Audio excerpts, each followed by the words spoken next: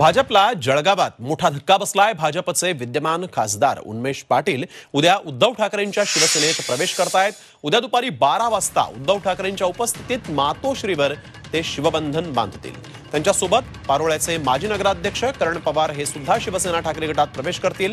जळगावात विद्यमान खासदार उन्मेष पाटील यांच्याऐवजी स्मिता वाघ यांना भाजपनं तिकीट दिलेलं आहे, त्यामुळे उन्मेष पाटील नाराज आहेत। उन्मेष पाटील यांनी आज मुंबईमध्ये सर्वात आधी खासदार संजय राऊतांची भेट घेतली आणि त्यानंतर मातोश्रीवर जाऊन उद्धव ठाकरेंची भेट घेतली। उन्मेष पाटील यांच्या जळगावातील संपर्क कार्यालयावरून भाजपचं चिन्ह आणि बॅनर हटवण्यात आलेलं आहे। दरम्यान नाराज असलेल्या उन्मेष पाटील यांची समजूत काढण्याचे प्रयत्न भाजपकडून करण्यात येत आहेत।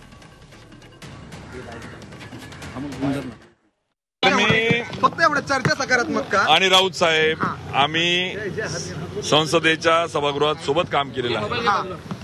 आमची राऊत साहेबांशी या सगळ्या सहकाऱ्यांशी कायम चर्चा होतात। त्या निमित्ताने आज मी संवाद साधायला आलेलो आहे। त्यामुळे प्रत्येक गोष्टीच्या मागे आपण राजकारणाकडे बघू नका। राजकारणाच्या पलीकडे मैत्री जपली पाहिजे। आजकाल ती जपली जात नाही, ती जपण्याचा हा प्रयत्न आहे, बाकी काही नाही।